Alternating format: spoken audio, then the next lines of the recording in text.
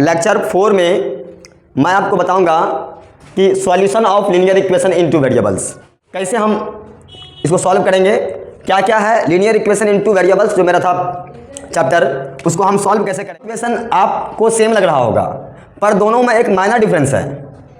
आप गौर से देखिए, डिफरेंस यही है कि पहला वाला। जय हिंद बच्चों, मैं आपके बीच आज फिर एक न्यू वीडियो लेकर के आया हूँ। वीडियो में जैसा कि मैं पिछले लेक्चर में लेक्चर 1, 2 और 3 में मैंने आपको the pair of linear equation in two variables का बेसिक कंसेप्ट्स को बताया था और लेक्चर 4 में मैं आपको बताऊंगा कि solution of linear equation in two variables. तो आइए हम लोग देखते हैं कैसे हम इसको सॉल्व करेंगे, क्या क्या है लीनियर इक्वेशन इन टू वेरिएबल्स जो मेरा था चैप्टर, उसको हम सॉल्व कैसे करेंगे। यानी कि जो आपका दो इक्वेशन होंगे a1x1 plus b1y1 plus c1 equal to 0, equation 1 a2x2 plus b2y2 plus c2 equal to 0, equation 2। ये जो हम दो इक्वेशन देख रहे हैं, ये जो दो इक्वेशन हम देख रहे हैं यहाँ पे जो कि स्क्रीन पर लिख रखा है, दोनों इक्वेशन आपको सेम लग रहा होगा पर दोनों में एक माइनर डिफरेंस है। आप गौर से देखिए, डिफरेंस यही है कि पहला वाला इक्वेशन में a1 x1 b1 y1 c1 लिखा हुआ है और दूसरा वाला इक्वेशन में a2 x2 b2 y2 c2 लिखा हुआ है। दोनों में अंतर क्या है कि दोनों इक्वेशन 1 और 2 करके मैंने अलग अलग कर दिया है और इसी दोनों इक्वेशन का हम solution in the linear equation of two variables निकालेंगे। हम इन्हीं दोनों इक्वेशन का लीनियर इक्वेशन इन टू वेरिएबल्स में इसका सॉल्यूशन फाइंड करेंगे। इसका सॉल्यूशन निकालने का 3-4 मेथड्स हैं। हम उन सभी मेथड्स के बारे में एक एक करके पढ़ेंगे और हर एक मेथड पे मैं आपको एक एक एग्जांपल बताऊंगा, जिससे कि आपको कि किसी भी तरह का प्रॉब्लम्स को सॉल्व करने में कोई प्रॉब्लम नहीं होगा इस चैप्टर से रिलेटेड। तो प्यारे बच्चों, हम आपको अभी बताएंगे फर्स्ट इक्वेशन और सेकंड इक्वेशन का सॉल्यूशन कैसे करेंगे। देखिए, ये तो हम आपको शुरू में ही बताए थे कि ये 1 वेरिएबल है, ये और ये भी एक 1 वेरिएबल है और दोनों एक ही इक्वेशन में इसके नाम हो गया सर क्या, 2 वेरिएबल्स। एक ही इक्वेशन में 2 वेरिएबल्स हैं x और y, इसीलिए इस इक्वेशन का नाम क्या हो गया है, 2 वेरिएबल्स। और इसका नाम लीनियर इसलिए रखा गया है क्योंकि इस इक्वेशन में इसका पावर 1 और इसका भी पावर 1, इसीलिए इसका नाम क्या है, लीनियर पॉलिनोमियल्स, लीनियर इक्वेशन इन टू वेरिएबल्स। और दो इक्वेशन एक साथ लिए हैं इसीलिए नाम में लग गया क्या, pair of linear equation in two variables. तो आइए हम लोग समझते हैं। सबसे पहले जो सॉल्यूशन है इसका इस pair of linear equation in two variable का जो सॉल्यूशन होगा उसका 2 मेथड है, मेनली 2 ही मेथड्स हैं। हम उस दोनों मेथड्स के बारे में पढ़ेंगे। सबसे पहला मेथड मेरा क्या है, अलजेब्रिकल मेथड, और दूसरा मेथड मेरा क्या है, ग्राफ मेथड। अलजेब्रिकल मेथड्स में आपको सिंपली इक्वेशन बना करके सॉल्व कर देना है। इक्वेशन कैसे बनाएंगे, सपोज मान लीजिए कोई क्वेश्चन दिया हुआ है कि मोहन का एज x वर्ष है, कोई एक स्क्रिप्ट लिखा रहेगा कहानी की तरह से बना करके। हम लोग जो बनाते हैं अलजेब्रिकल मेथड में वो होगा क्या, जैसे मान लीजिए हम लिखते हैं ax, यहाँ पे बता रहा आपको हम इक्वेशन के फॉर्म में 3x plus 5y plus 6 equal to 6, 3x plus 5y equal to 6, ये एक मेरा इक्वेशन हो गया। और दूसरा इक्वेशन हम अपने मन से लिखते हैं कोई भी, 6x plus 2y equal to 10, और ये मेरा सेकेंड इक्वेशन हो गया। इस तरह का यदि इक्वेशन आता है और इसको हम सॉल्व करने के लिए या तो एलिमिनेशन मेथड का यूज करेंगे, या तो सब्स्टिट्यूशन मेथड का यूज करेंगे, या तो हम क्रॉस मल्टीप्लिकेशन मेथड का यूज करेंगे। इस तरह के इक्वेशंस को सॉल्व करने के लिए दो मेथड दिया गया है। एक मेथड है मेरा एल्जेब्रिकल मेथड और दूसरा है मेरा ग्राफ मेथड। हम आपको सबसे पहले बताएंगे ग्राफ मेथड में कैसे सॉल्व करते हैं, कैसे हम ग्राफ मेथड से उसको बनाएंगे, जब कोई हम ग्राफ में कैसे उसको रिप्रेजेंट करेंगे, पहले हम ये जानेंगे। फिर हम जानेंगे कि एल्जेब्रिकल मेथड्स में तीन पार्ट है। एल्जेब्रिकल मेथड का 3 पार्ट है, हम उस तीनों पार्ट में इसको कैसे सॉल्व करेंगे। एक ही क्वेश्चन को 3 तरह से सॉल्व किया जाएगा। एक ही क्वेश्चन को, एक ही प्रॉब्लम को 3 तरह से सॉल्व कर सकते हैं हम। कौन कौन मेथड से? एक बार कीजिए आप एलिमिनेशन मेथड से, एक बार कीजिए आप सब्स्टिट्यूशन मेथड से, और एक बार कीजिए आप क्रॉस मल्टीप्लिकेशन मेथड से। प्यारे बच्चों, ये तीनों मेथड्स के बारे में और ग्राफिकल मेथड्स के बारे में, ग्राफ मेथड्स के बारे में मैं आपको डिटेल्स में बताऊंगा इसी वीडियो में। आप मेरे साथ बने रहिए और आप पेन और पेपर लेके बैठिए, और मैं जो भी चीज़ लिखवा रहा हूँ बोर्ड पे, आप इसको अपने कॉपी में नोट कीजिए। उससे क्या होगा, आपको फिर बाद में समझने में दिक्कत नहीं होगी, आप इसका बाद में फिर रिवीजन कर सकते हैं। मैं इससे पहले ये पढ़ा कि pair of linear equation in 2 variables का सॉल्यूशन के बारे में। Solution of linear equation in 2 variables में इसका सॉल्यूशन करने का कितने प्रोसेस हैं, किस किस तरह से हमें उस क्वेश्चन, किसी भी पेयर ऑफ लीनियर इक्वेशन को सॉल्व करेंगे, हम उनके बारे में 2 बात जाने कि एक मेथड है उसका ग्राफ मेथड्स और दूसरा है मेरा कौन सा, एल्जेब्रिक मेथड्स। मैंने दोनों मेथड्स के बारे में जाना, और जो एल्जेब्रिक मेथड्स है उसमें 3 मेथड्स है। एक है एलिमिनेशन मेथड, दूसरा है सब्स्टिट्यूशन मेथड, और तीसरा है क्रॉस मल्टीप्लिकेशन मेथड्स। तो मैं तीनों मेथड्स के बारे में पढ़ूंगा। उससे पहले हमें पढ़ना है ग्राफ मेथड के बारे में, जो कि मैं स्क्रीन पर लिख रखा हूँ। तो बच्चों आप देखिए और अपने कॉपी में आप नोट कर लीजिए। आइए हम लोग इसको हम जानते हैं। तो जो मेरा ग्राफ मेथड्स है, इसमें हमें करना है क्या, जो मेरे पास pair of linear equation in 2 variables दे रखे हैं, मेरे पास एक ये इक्वेशन और एक ये इक्वेशन, मेरे पास ये 2 इक्वेशन है। मैंने दोनों इक्वेशन को यहाँ लिख दिया है, a1 x1 + b1 y1 + c1 = 0 और a2 x2 + b2 y2 + c2 = 0। ये मेरा इक्वेशन नंबर 2 है। हम इस दोनों इक्वेशन का ग्राफ मेथड से सॉल्व करेंगे। आइए हम लोग देखते हैं कैसे हम लोग करते हैं। सबसे पहले हम करेंगे क्या, एक ग्राफ बना लेंगे, या आप ग्राफ कॉपी खरीद लीजिए और ग्राफ कॉपी में पेंसिल से और स्केल के सहारे आप ऐसा ग्राफ खींच लीजिए। और जब खींचिएगा तो 1-2 बात ध्यान रखना है कि ये लिखना नहीं भूलना है कि यहाँ पे x एक्सिस और यहाँ पे y एक्सिस, और ये यहाँ पे आपका ओरिजिन है, सेंटर जिसको हम लोग बोलते हैं ओ पॉइंट, ठीक है। अब हम क्या करेंगे, जो मेरे पास इक्वेशन दे रखा है, हम उस इक्वेशन का एक बनाएंगे ऐसा चार्ट।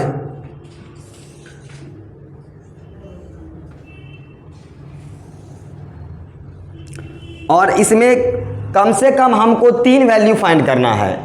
देखिए बुक में भले ही 2 वैल्यू दिया गया है, पर आपको हमेशा ध्यान रखना है कि कम से कम हमको 3 वैल्यू निकालना है, तो आपका ग्राफ परफेक्ट बनेगा।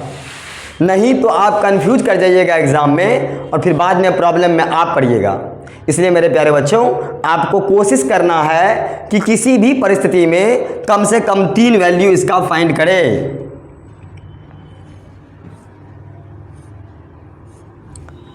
यहाँ लिखेंगे x और यहाँ लिखेंगे y, और इसमें हम लोग 3 वैल्यू निकालेंगे।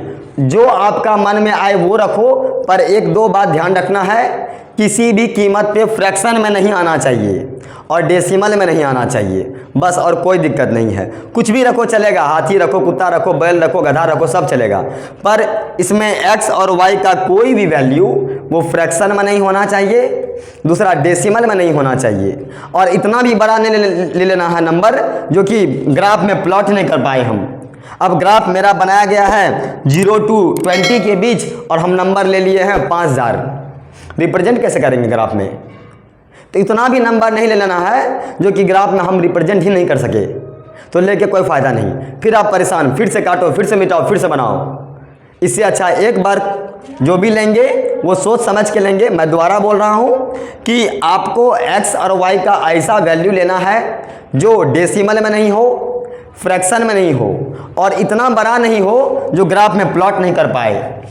करने के लिए तो कोई भी नंबर कर सकते हैं, पर यदि हम अपने ग्राफ को 1 से लेकर 100 तक के बीच में बनाया है तो 1 से लेकर 100 तक का ही नंबर भी मेरे पास होना चाहिए, तब हम इजीली रिप्रेजेंट कर पाएंगे ग्राफ में, अन्यथा नहीं कर पाएंगे। आइए तो हम लोग इस तरह से, ये हमारा है y एक्सिस और ये मेरा है x एक्सिस, और ये मेरा फर्स्ट क्वाड्रेंट है, ये मेरा फर्स्ट क्वाड्रेंट है। तो फर्स्ट क्वाड्रेंट में x भी होता है पॉजिटिव और y भी होता है पॉजिटिव। तो हम लोग करेंगे क्या, ये फर्स्ट इक्वेशन का ग्राफ खींचे, ये मानिए मेरा लाइन 1 है जो इक्वेशन 1 का ग्राफ है,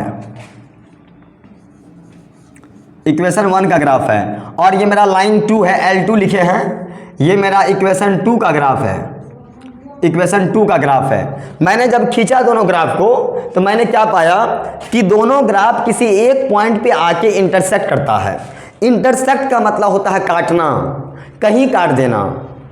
ये मार्कर है, इसको यहाँ काटो, यहाँ काटो, यहाँ काटो, यहाँ काटो, यहाँ काटो, यहाँ काटो, कहीं से काटो, डेट इज़ द इंटरसेक्ट। उसी को हम लोग कहते हैं इंटरसेक्ट, यानी कि इस दोनों लाइन एक दूसरे को पॉइंट P पे इंटरसेक्ट करता है, और P पे जहाँ इंटरसेक्ट किया वहाँ पे मेरे पास दो वैल्यू प्राप्त होंगे हमें, x और y, और उसी वैल्यू का नाम है क्या, अल्फा कॉमा बीटा।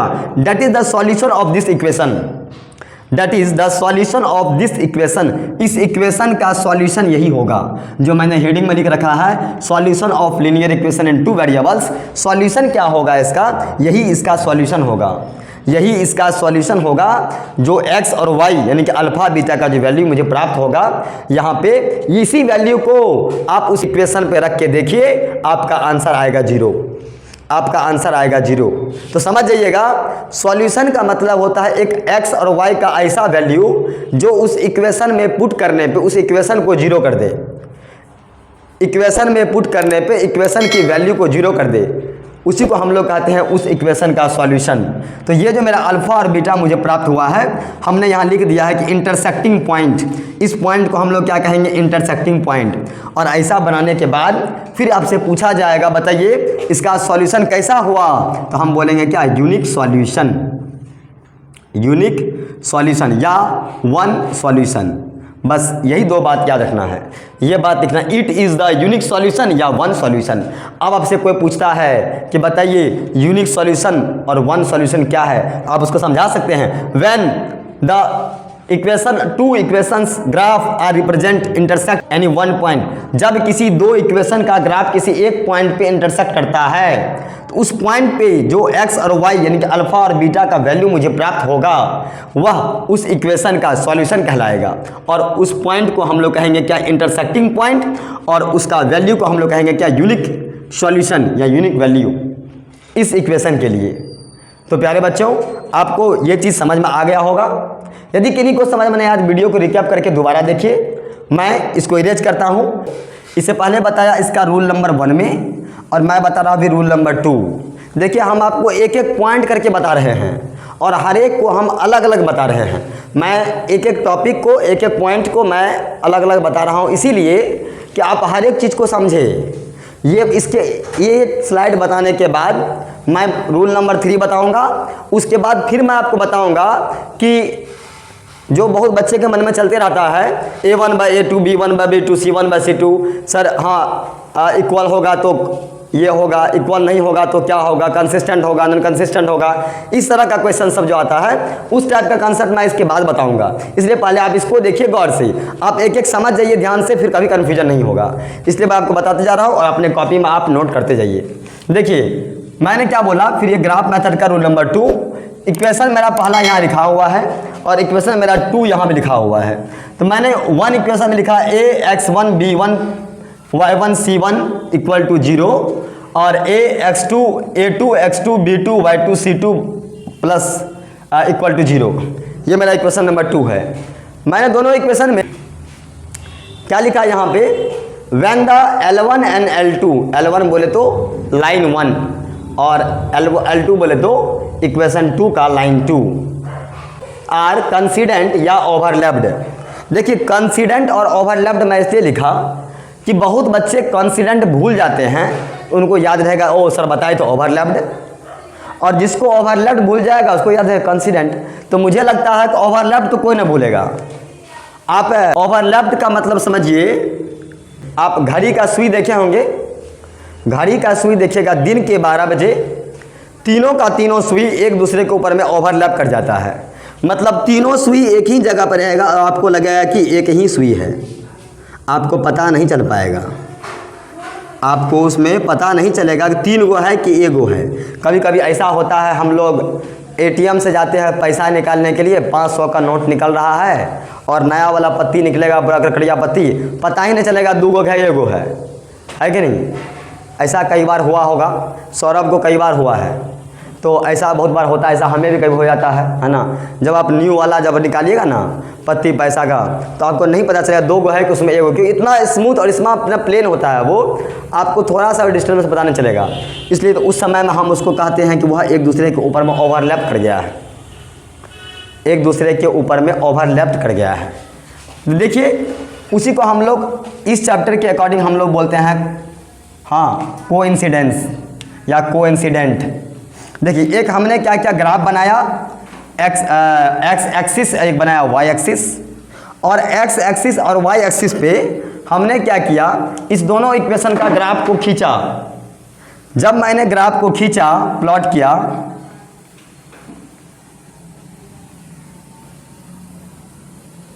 अभी आप देखिए क्या, एक पहले से ब्लैक खींचा था, मैं उस पर लाल खींच दिया, एक पहले से ब्लैक था ऊपर से मैंने लाल कर दिया।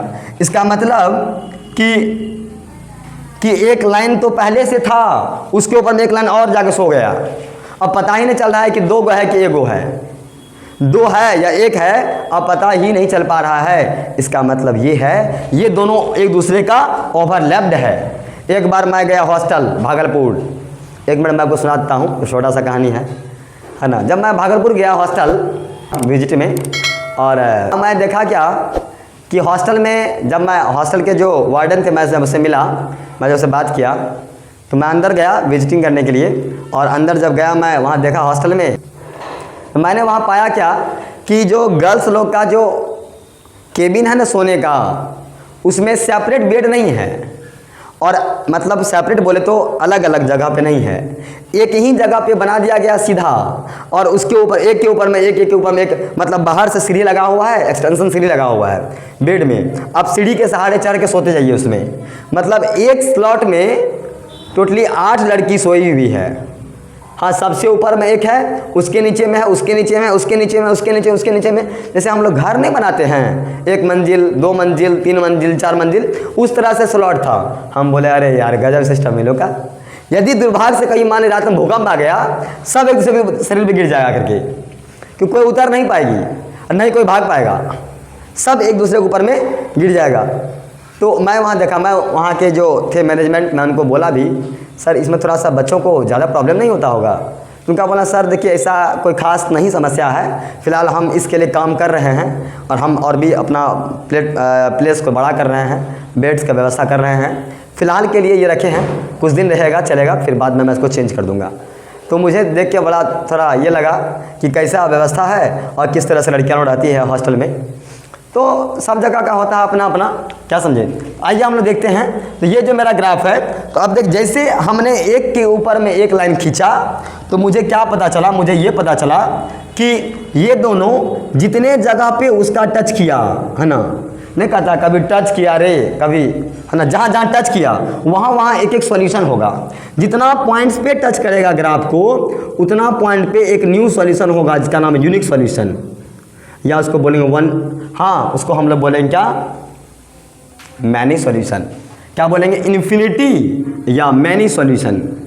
ये जो लिखे हैं सॉल्यूशन वर्ड इसके लिए भी है और इसके लिए भी है। कहने का मतलब इन्फिनिटी सॉल्यूशन और मैनी सॉल्यूशन कब होता है, जब ग्राफ एक दूसरे के ओवरलैप करेगा तो हमारा क्या होगा, तो हमारा होगा हाँ इन्फिनिटी या मैनी सॉल्यूशन। क्योंकि सिंपल सी बात है, अब आपके बॉडी में जहाँ जहाँ सटेगा वहाँ वहाँ आपको प्रॉब्लम होगा, है कि नहीं, और जहाँ जहाँ सटा वहाँ वहाँ प्रॉब्लम हुआ, समझिए उतना सारा सॉल्यूशन हुआ, है ना। क्योंकि छूने पे प्रॉब्लम तो होता ही है ना। अरे मतलब बोर्ड नहीं बोल रहे हैं, किसी आदमी के बॉडी में नहीं, मतलब किसी चीज़ को छूने से, है कि नहीं, ये मेरा कहने का मतलब है। तुम लोग कुछ और समझ रहा है, क्या ऐसा कर रहा, हंस क्यों रहे हो, हंसो नहीं, हाँ देखो, हाँ लोग, है ना। तो आप लोग बात समझ के आ गया होगा। तो हम लोग इसके बाद वाला जो हमारा है रूल नंबर 3, हम उसके बारे में जानते हैं। रूल नंबर 3 मेरा क्या है, बस 1 मिनट आप देखिए, आते हैं हम रूल नंबर 3 में। तो बच्चों देखिए काफ़ी गर्मी है और मैं इतना गर्मी में भी आपके लिए इतना मेहनत कर रहा हूँ सिर्फ आप लोगों के लिए कि आप लोगों को फ्री ऑफ कॉस्ट सबसे बेस्ट क्वालिटी की एजुकेशन पॉलिसी मिल सके। कि मैंने जो भी कुछ अपने लाइफ में अभी तक मैंने जो गेन किया है, पाया है अपने गुरुजनों से, मैं चाहता हूं कि वो आप तक पहुंचे। आप भी उस तरह का एजुकेशन ले करके अपने आप को और अच्छा करें।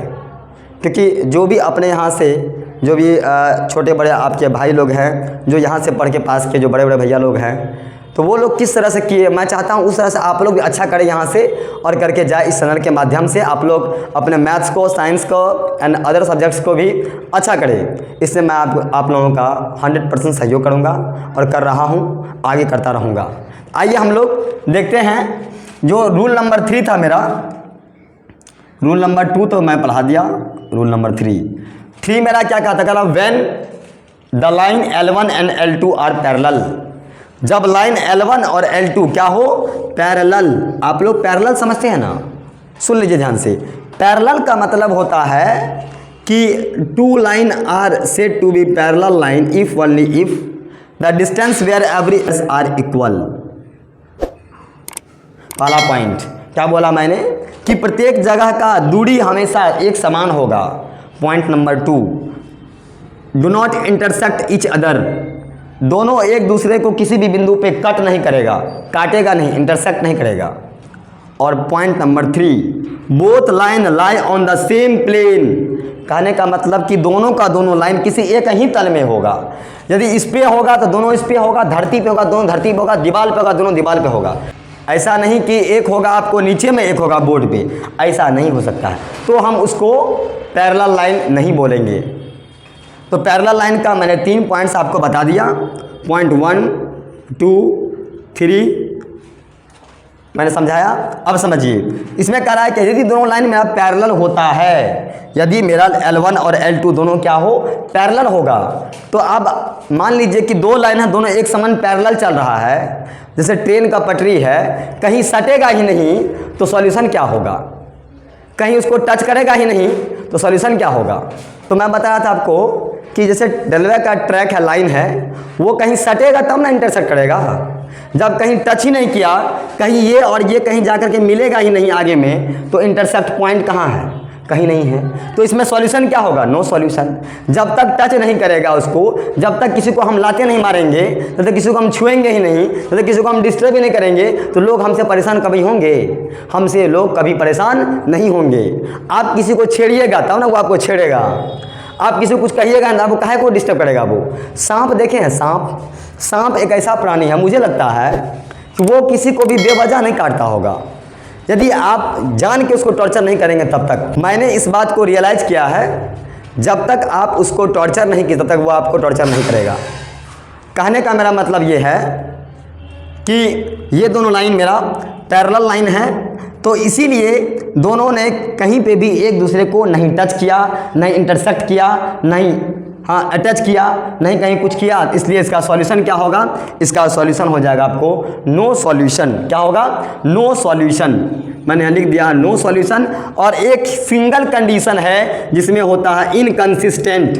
बाद बाकी इससे पहले जो मैं दो बताया, रूल नंबर 1 रूल नंबर 2, उसमें होता है कंसिस्टेंट। एक सिंगल कंडीशन है ये जिसमें होता है इनकंसिस्टेंट, और जो मैंने पहले बताया रूल नंबर 1 और रूल नंबर 2 उसमें होगा कंसिस्टेंट। तो प्यारे बच्चों, आइए हम लोग एक बार इस स्लाइड में मैंने जितना कुछ पढ़ा इस वीडियो में, मैं 1 मिनट उसको रिकॉल कर लेता हूँ। मैंने सबसे पहले आपको बताया क्या कि solution of linear equation in 2 variables को कैसे हम सॉल्व करेंगे। 2 प्रोसेस है, एक है एल्जेब्रिकल मेथड, एक है ग्राफ मेथड। हम लोग अभी ग्राफ मेथड को पढ़ रहे हैं। एल्जेब्रिकल मेथड्स में 3 मेथड्स हैं, वो हम बाद में पढ़ेंगे। अभी ग्राफ मेथड्स का हम लोग पहला वाला रूल्स पढ़ा, उसमें क्या था, उस रूल में था क्या कि when the 2 lines of graph are intersect, जब 2 लाइन क्या करें इंटरसेक्ट करता है तो उसमें क्या होगा, ओनली 1 सॉल्यूशन। पहला वाला मैंने क्या पढ़ा, जब इंटरसेक्ट होगा तो क्या होगा, 1 सॉल्यूशन, जब ओवरलैप होगा तो क्या होगा, मैनी सॉल्यूशन, और जब पैरेलल होगा तो क्या होगा, नो सॉल्यूशन। बस याद रखिएगा, इंटरसेक्ट मतलब कहीं पे किसी को काट दिया, कहीं पे आगे किसी को काट दिया, इसका मतलब क्या हुआ, सांप कहीं आगे काट लिया, एक जगह काटा जहाँ वहाँ बांध दीजिए, वहाँ सॉल्यूशन बन गया, वो आपका हो गया 1 सॉल्यूशन।